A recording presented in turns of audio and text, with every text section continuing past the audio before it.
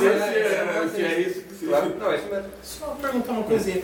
Aquela teoria que os orientais falam da divisão da mônada, que é uma mônada que ela se divide em 7, essas 7 vão se dividindo em 7 e vai descendo, que aí explicaria a teoria dos 21 bilhões de pessoas, espíritos no planeta, né? Que aí no consciente coletivo.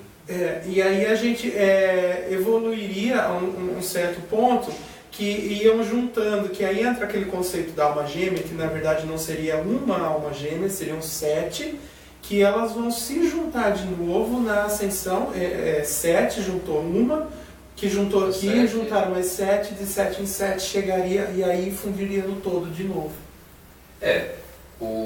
Nesse aspecto, eu sigo a visão espírita, né, que vai falar que a individualidade não se perde, né?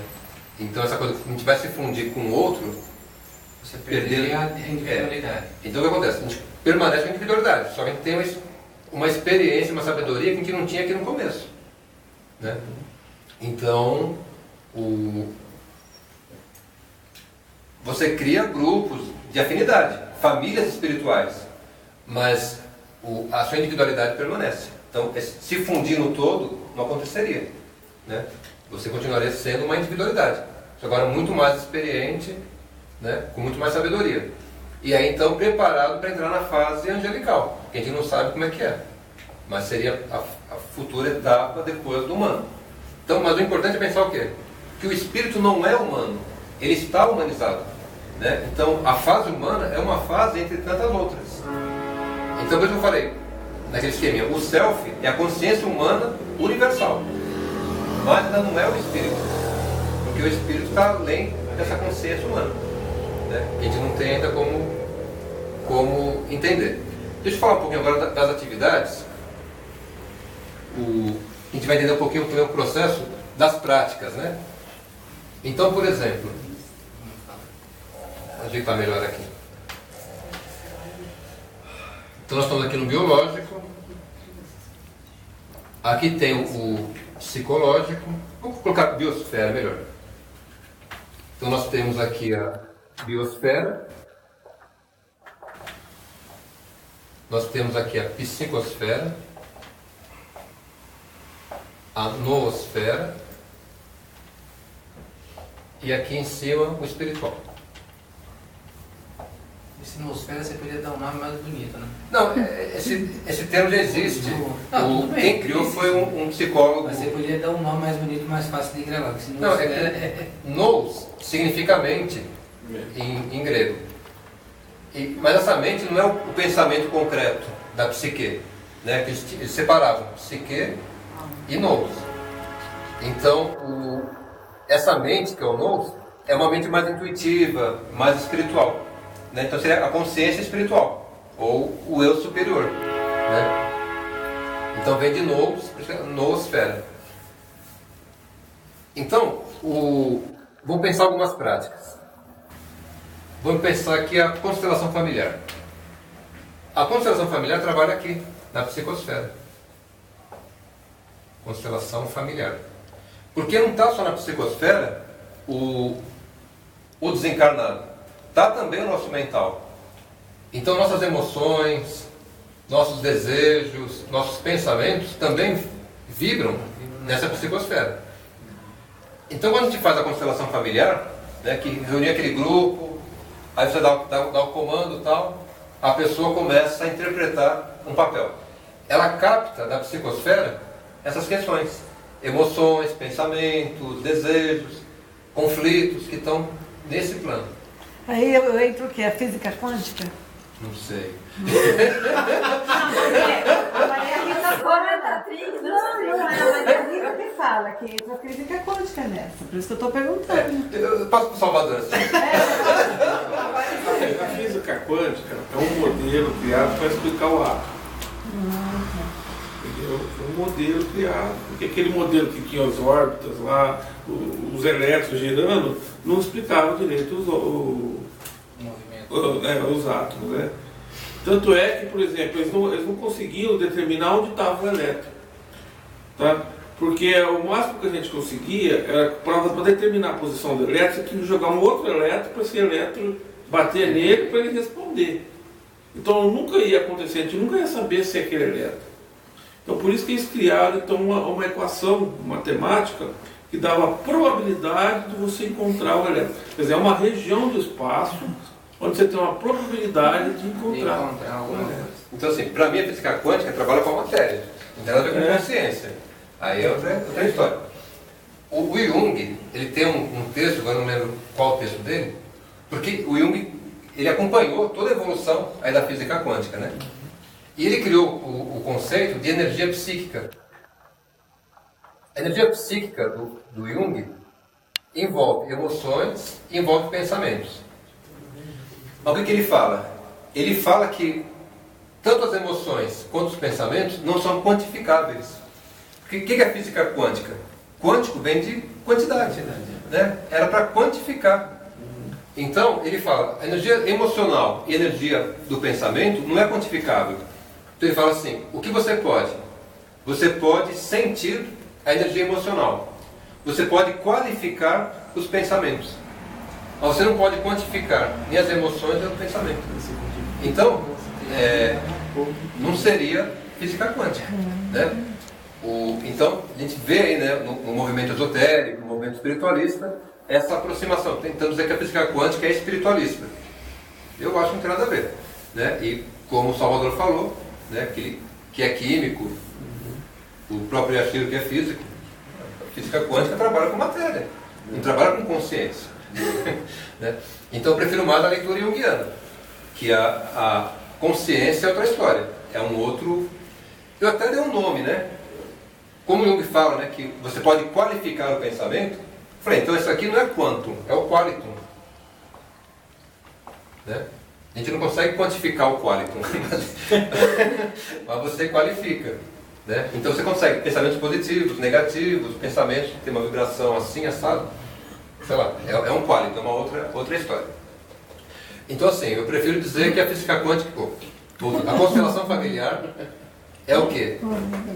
É essa ligação com a psicosfera. Então, por isso você consegue, durante o trabalho, reproduzir o pensamento daquela pessoa, uma emoção que aquela pessoa estava sentindo, né? Sem o contato físico. Porque você trabalha nessa dimensão da psicosfera. E a apometria também. Eu ia falar agora, a apometria também trabalha aqui. A apometria também vai trabalhar nesse nível da psicosfera. Então, por isso não precisa ter necessariamente incorporação. Mas você vai, a hora que você liga naquela pessoa, seja ela encarnada, desencarnada, não importa se ela está aqui presente ou à distância, você vai entrar em contato com a psicosfera daquela pessoa. E aí você vai conseguir, então, sentir o que ela está sentindo, captar os pensamentos daquela pessoa, né? A gente fez uma vez uma experiência, foi muito engraçada. Uma mulher, né, veio ser atendida e ela falava assim, né? Eu não entendo por que o meu filho não gosta de mim. Eu sou uma mãe tão boa, tão bacana, tão não sei o quê.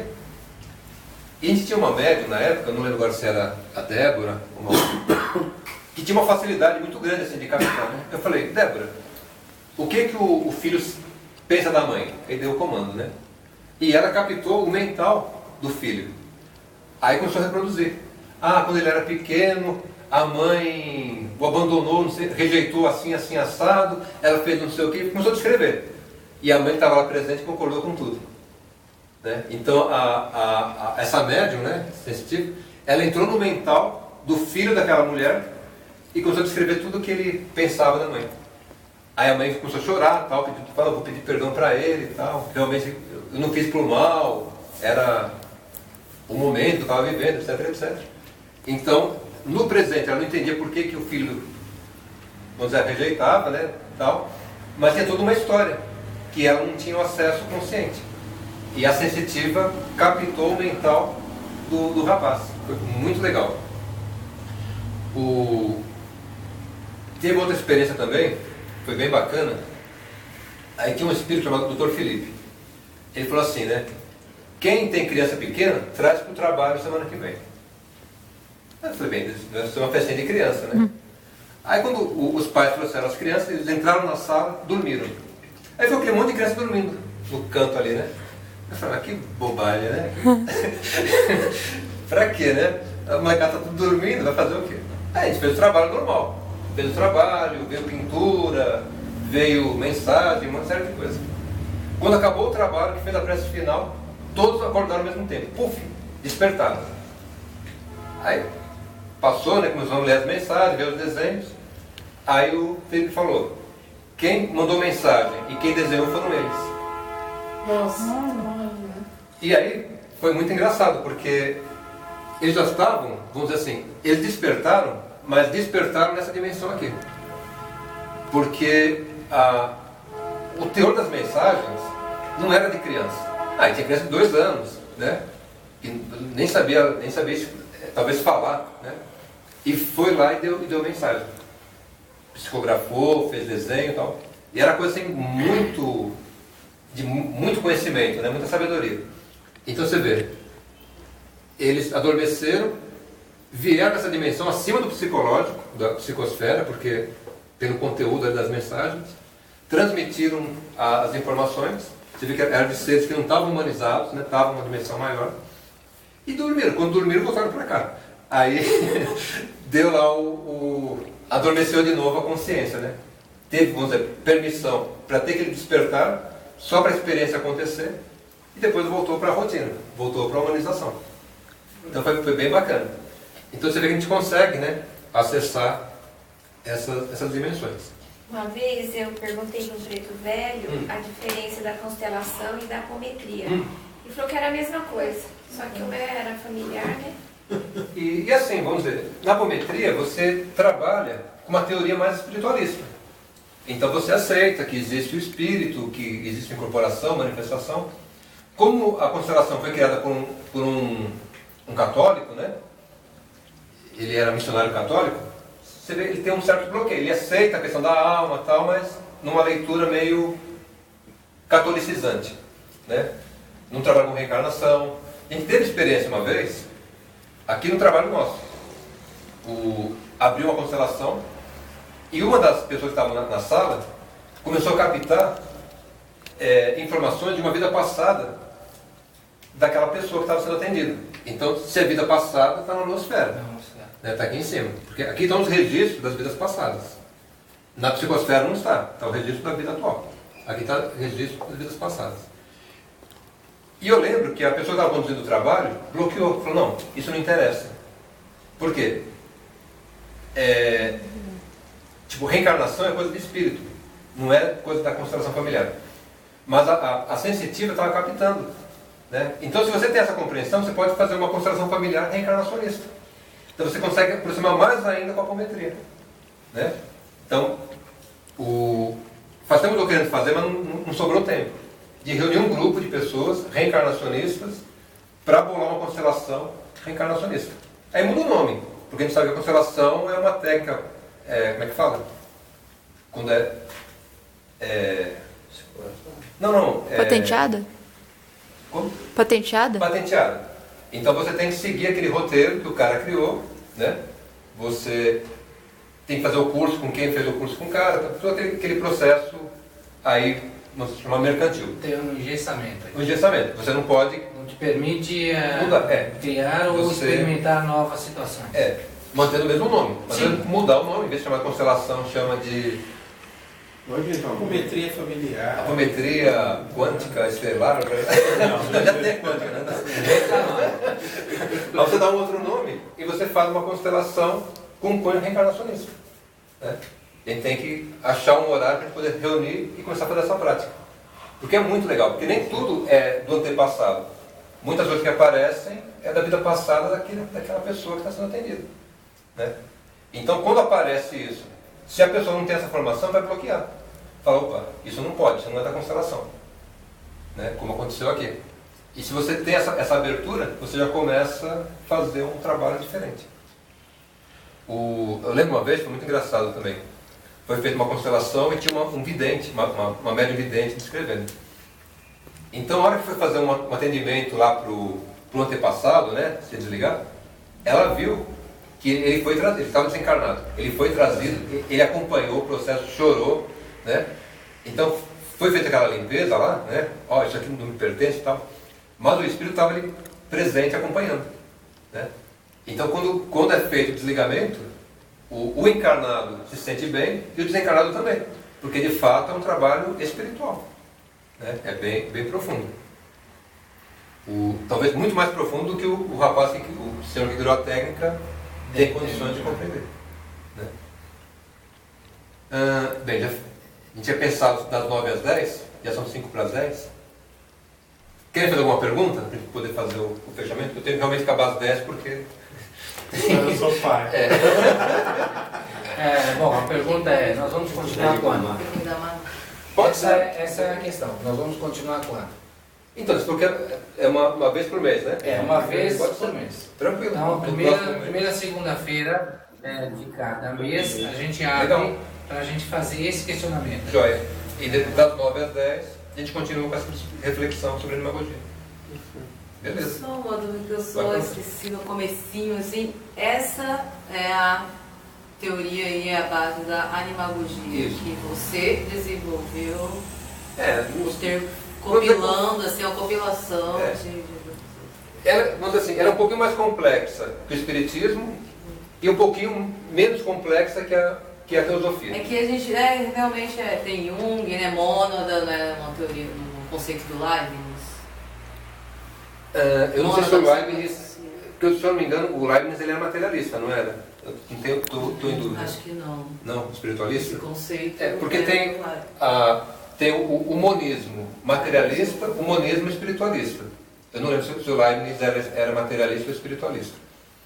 Mas na Teosofia são 7 corpos. Então no biológico estaria o corpo físico e o chamado duplo etérico. No psicológico estaria o corpo astral e o mental inferior. Na noosfera estaria o mental superior, o corpo búdico, que é o corpo da intuição, e o Atma. E no espiritual estaria a mônada, né? Porque a mônada está fora dos 7. Né? Você tem esses 7 corpos da Teosofia e a mônada seria, entre aspas, um oitavo, entre aspas, né? Quer dizer, seria essa essência mesmo. Mas a mônada, Seria mesmo. Entra ali no nosso canal. a mônada, então, ela não é racional, nem um pouquinho. Ela só sente, ela não Vamos dizer que a raciocina. racionalidade é uma característica humana, né? Então, aqui na nosfera, a gente trabalha a racionalidade mais abstrata e também a intuição. Claro que quando chegar na fase angelical, isso aqui vai ser usado de alguma forma. Agora, como que vai ser usado? Só um anjo para falar. Né? Mas na fase humana, a gente está trabalhando justamente isso. É nossa meta hoje é trabalhar essa questão da noosfera, que é essa razão mais abstrata e a intuição. E está despertando esse lado. Aí quando a gente voltar, a gente vencer, né, a noosfera, não precisa mais reencarnar, que volta a ser mônada, já volta com experiência e sabedoria, para poder começar a fase angelical. Que aí só Deus sabe como vai ser. Vai subindo. Aí quem sabe os anjos criam planetas, né? Vai saber. semeadores de vida. Então tem uma outra missão, outro trabalho a cumprir. Vamos para a foto? Foto. É a foto do